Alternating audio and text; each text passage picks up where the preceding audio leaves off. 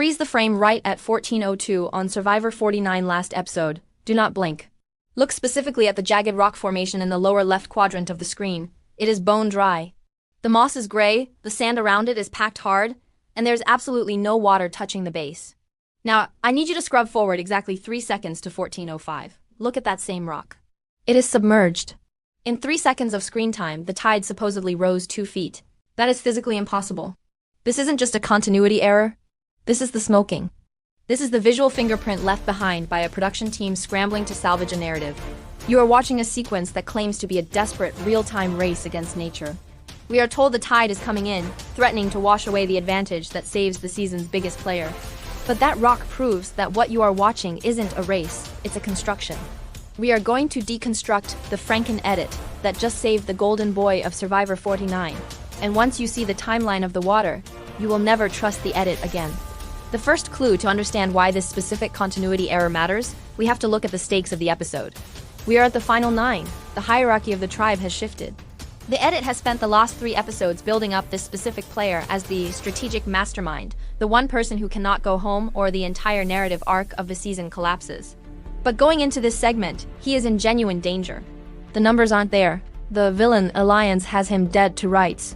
He needs this advantage. The sequence begins with a confessional. He says, "I have to find this before the tide comes in." This sets the clock. It creates the urgency. But listen to the audio quality of that line. The background noise drops out completely between "find this" and "before the tide." That is a splice.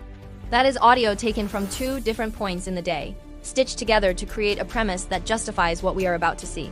Now look at the sun position when he starts searching. The shadows are long, casting toward the east. It's late afternoon.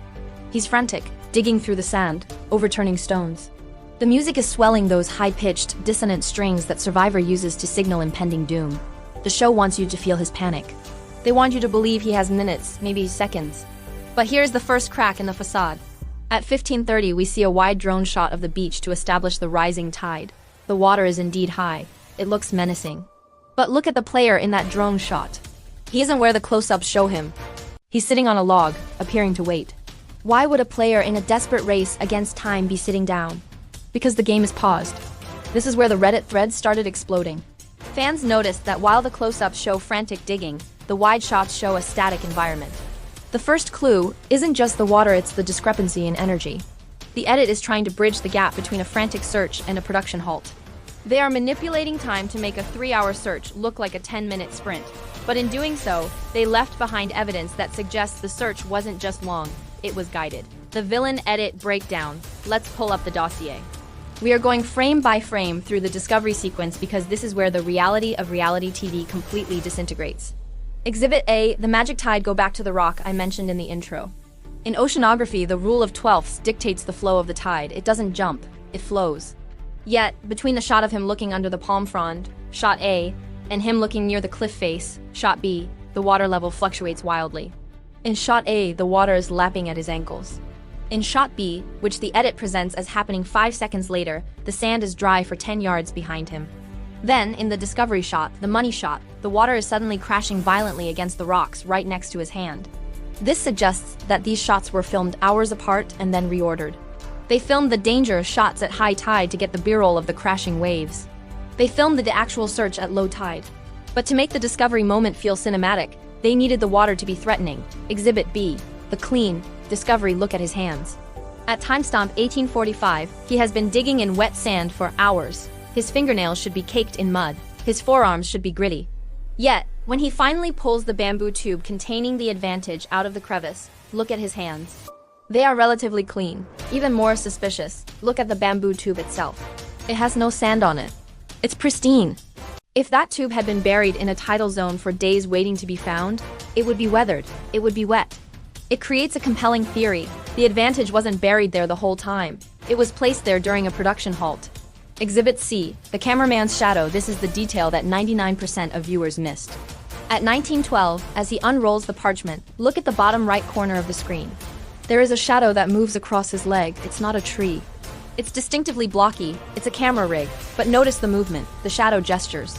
It moves from left to right, pointing toward the cliff. Now, I'm not saying the cameraman literally said, "It's over there." But we know that in Survivor, the camera crew has to get the shot. If a player is cold, the cameras stay back. If a player is hot, the cameras crowd in to get the discovery reaction. Smart players know this. They use cameraman awareness as a strategy. They look where the lenses are pointing. In this sequence, the density of coverage changes abruptly. For 10 minutes of the episode, we rely on long lens shots. Suddenly, when he approaches the correct spot, we have 3 angles. We have a GoPro hidden in the bush, a handheld operator right in his face, and a drone overhead. The production team knew exactly when and where that discovery was happening. The setup time required to get those 3 angles synced means the game had to stop. Exhibit D, the inconsistent eyeline. When he finds the advantage, he looks up. He looks directly into the lens and smiles. But then the edit cuts to a confessional where he says, "I can't believe I found it." The emotion doesn't match. In the moment, he looks relieved, almost exhausted, like a director just yelled, "Cut!"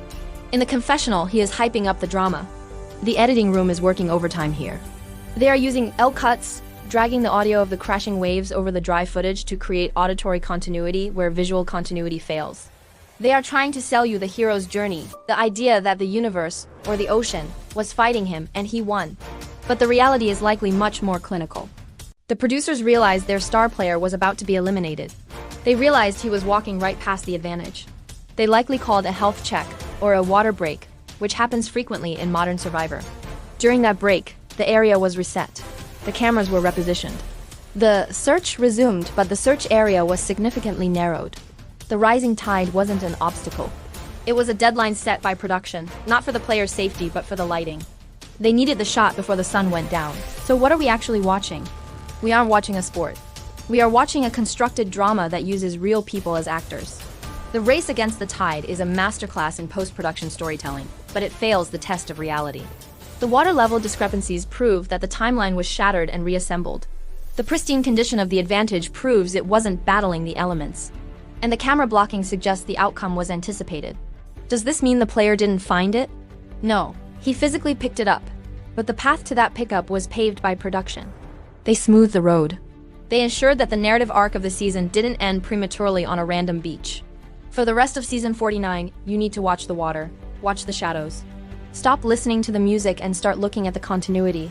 Because if they are willing to move the ocean to save this player, imagine what they'll do at the final tribal council. The game isn't just about outwit, outplay, and outlast. It's about out-editing the inconsistencies. And right now, the edit is winning.